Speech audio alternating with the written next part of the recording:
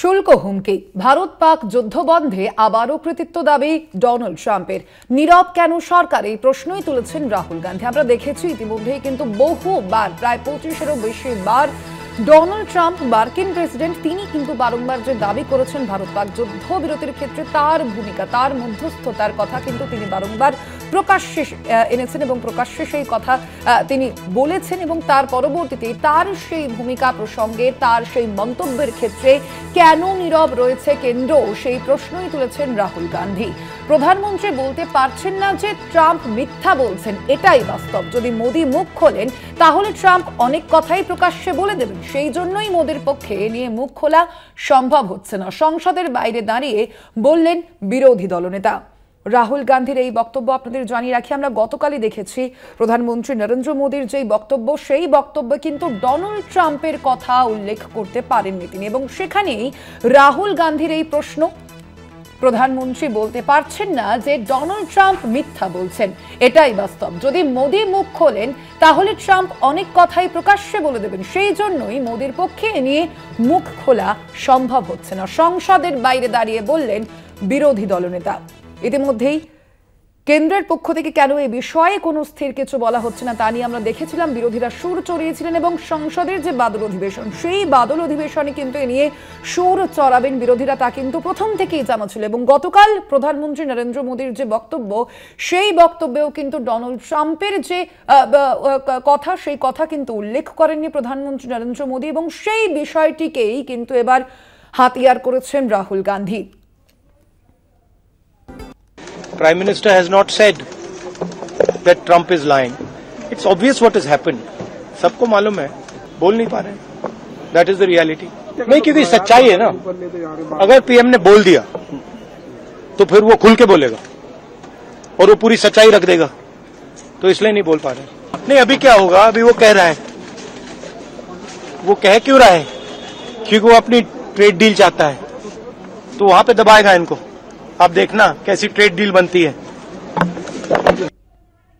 আমরা বিষয়ে কথা বলবো, আমাদের সঙ্গে এই মুহূর্তে সরাসরি নিউজরুম থেকে রয়েছেন আমাদের কলকাতা টিভির পলিটিক্যাল এডিটর আশিস চট্টোপাধ্যায়। আশিস দা, আমরা দেখেছিলাম গতকাল কিন্তু সংসদে বক্তব্য রাখার সময় রাহুল গান্ধী বলেইছিলেন যে এখনো পর্যন্ত প্রায় 29 বার আমেরিকান প্রেসিডেন্ট ডোনাল্ড ট্রাম্প তিনি এই মধ্যস্থতার কথা উল্লেখ করেছেন, কিন্তু নরেন্দ্র মোদী তিনি ডোনাল্ড ট্রাম্পের নাম একটি বারও নিলেন না।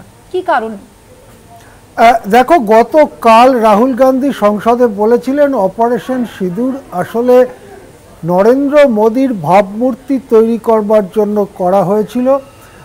এবং এই ব্যাপারে যখন মোদী কথা বলতে ওঠেন, তিনি বললেন যে তার উপরে কোনো চাপ ছিল না। এই যে পরস্পরের দু ধরনের কথাবার্তা, সেই ব্যাপারে আরও ডেভেলপমেন্ট হতে থাকলো, কাল যত রাত হতে থাকলো। আমরা শুনলাম যে ডোনাল্ড ট্রাম্প ট্রেড ডিল নিয়ে কথা বলতে গিয়ে আবার বলেছেন যে তিনি বাণিজ্যের ভয় দেখিয়ে ভারত পাকিস্তানকে যুদ্ধবিরতিতে রাজি করিয়েছেন।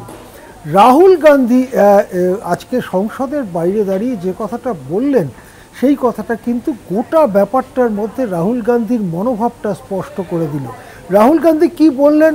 যে উনি ট্রাম্পের কথা অস্বীকার করেননি। কে করেননি? নরেন্দ্র মোদী করেননি। নরেন্দ্র মোদী ট্রাম্পের কথা অস্বীকার করেননি।